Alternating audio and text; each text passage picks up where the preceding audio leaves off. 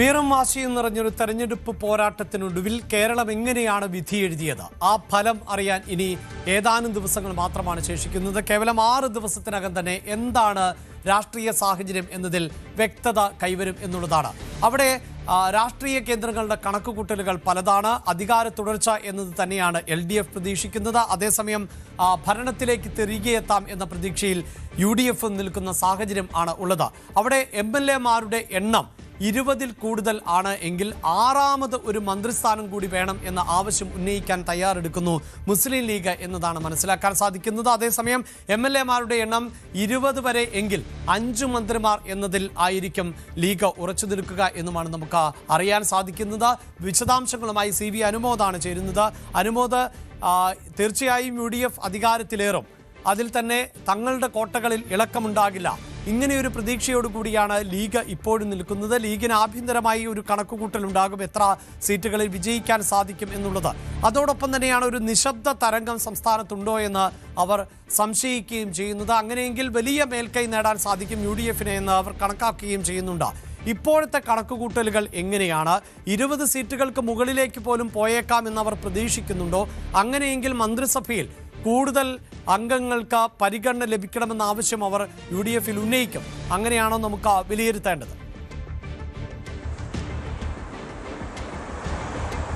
അഭിലാഷ്, നമ്മൾ സാധ്യതകളാണ് പറയുന്നത്, പോസിബിലിറ്റീസ്. അതായത് അങ്ങനെ വന്നാൽ ഇങ്ങനെ എന്ന് മാത്രമാണ് പറയുന്നത്, അങ്ങനെ ആകണം എന്നില്ല. നിലവിലെ സാഹചര്യത്തിൽ മുസ്ലിം ലീഗ് പ്രതീക്ഷിക്കുന്നത് അവർക്ക് 20-ലേറെ സീറ്റുകൾ ലഭിക്കും എന്ന ഒരു കണക്കാണ്. അതിൽ തന്നെ ഏറ്റവും പ്രധാനം, കഴിഞ്ഞ തവണ 15 സീറ്റാണ് അവർക്ക് ലഭിച്ചത്. ഇത്തവണ അതിൽ നിന്ന് അധികമായിട്ട് തിരുവമ്പാടിയിലും അതുപോലെ കോഴിക്കോട് സൗത്തിലും താനൂരിലും അവർ വിജയം ഉറപ്പാക്കുന്നു എന്നാണ് അവർ ആത്മവിശ്വാസം പ്രകടിപ്പിക്കുന്നത്. അതുപോലെ തന്നെ ഒരു UDF തരംഗമുണ്ടായാൽ കളമശ്ശേരിയിലും ഗുരുവായൂരിലും അവിടെ വിജയിക്കാനാകുമെന്ന ഒരു കണക്കൂട്ടലും അവർക്കുണ്ട്. അതുകൊണ്ട് തന്നെ ഒരു 20-ലേറെ സീറ്റുകൾ, ഒരുപക്ഷെ ഒരു UDF-ന്റെ തരംഗമാണെങ്കിൽ ഇതിലേറെ സീറ്റുകൾക്ക് സാധ്യതയും കുന്നമംഗലം അടക്കമുള്ള സീറ്റുകൾ അവർ കാണുന്നുണ്ട്. അങ്ങനെയാണെങ്കിൽ 21 സീറ്റ് അവരിലെത്തും. അങ്ങനെ വരികയാണെങ്കിൽ നിലവിൽ 20 കഴിഞ്ഞ തവണ 20 MLA-മാരുള്ളപ്പോൾ അവർക്ക് 5 മന്ത്രിമാരെ ലഭിച്ചു. ഇത്തവണ അതിലേറെ MLA-മാരുണ്ടെങ്കിൽ സ്വാഭാവികമായിട്ടും അതിൽ കൂടുതൽ മന്ത്രിസ്ഥാനത്തിന് അർഹതയുണ്ട് എന്നാണ് കണക്കുകൾ പറയുന്നത്. അത് ഇപ്രകാരമാണ്. കഴിഞ്ഞ തവണ UDF-ൽ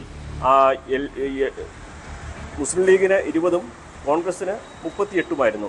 കോൺഗ്രസിന് 38 MLA-മാരുള്ള കോൺഗ്രസിന് 10 മന്ത്രിമാരും 20 MLA-മാരുള്ള ലീഗിന് 5 മന്ത്രിമാർ. അതായത് ലീഗിന് വേണമെങ്കിൽ അവർക്ക് ഒന്നുകൂടി ആവശ്യപ്പെടാമായിരുന്നു കണക്കുകൾ പ്രകാരം എന്നൊരു അഭിപ്രായം അവർക്കുണ്ട്.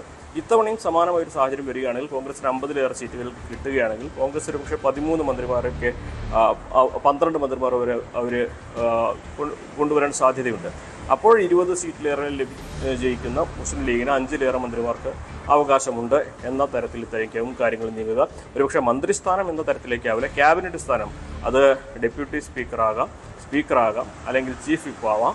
അങ്ങനെ ക്യാബിനറ്റ് പദവിയിലേക്കായിരിക്കും ലീഗ് ആവശ്യപ്പെടും. ഒരിക്കലും 5 മന്ത്രിസ്ഥാനത്തിന് അപ്പുറത്തേക്ക് 6ാം മന്ത്രിസ്ഥാനം എന്നൊരു ഡിമാൻഡ് അവർ മുന്നോട്ട് വയ്ക്കില്ല.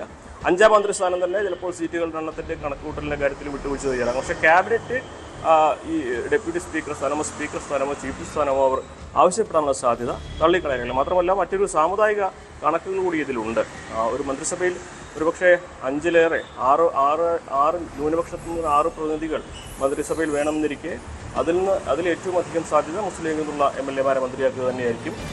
അതിനുശേഷമേ കോൺഗ്രസിനുള്ള മുസ്ലിം MLA-മാർ മന്ത്രിമാകാനുള്ള സാധ്യതയുള്ളൂ എന്നൊരു കണക്കും വിദഗ്ധർ പങ്കുവെക്കുന്നുണ്ട്. അതുകൊണ്ട് തന്നെ സാധ്യതകൾ ഇപ്രകാരമാണ്. 20-ലേറെ സീറ്റുകൾ മുസ്ലിം ലീഗിന് ലഭിച്ചാൽ ഒരുപക്ഷെ അവർ കൂടുതൽ ക്യാബിനറ്റ് സ്ഥാനം ആവശ്യപ്പെടാൻ സാധ്യതയുണ്ട്. 15-നും 20-നും ഇടയ്ക്കാണെങ്കിൽ നേരത്തെ ഉണ്ടായിരുന്ന ആ ഒരു കോട്ട 5 മന്ത്രി എന്ന കാര്യം അവർ മുന്നോട്ട് വയ്ക്കും. അതിലെ താഴേക്ക് വരികയാണെങ്കിലും ആകും ഈ മന്ത്രിമാരുടെ എണ്ണത്തിൽ വിട്ടുവീഴ്ചയ്ക്ക് ഒരുപക്ഷെ തയ്യാറാവുക. എന്താണെങ്കിലും എത്ര സീറ്റ് UDF നേടും, അതിൽ എത്ര സീറ്റ് കോൺഗ്രസിനുണ്ടാകും, അതിലെത്ര സീറ്റ് മുസ്ലിം ലീഗിനുണ്ടാകും എന്നുള്ളത് തന്നെയാണ് ഈ മന്ത്രിസ്ഥാനത്തിൻ്റെ കോട്ട നിശ്ചയിക്കുന്നതിൽ നിർണായകമാവുക.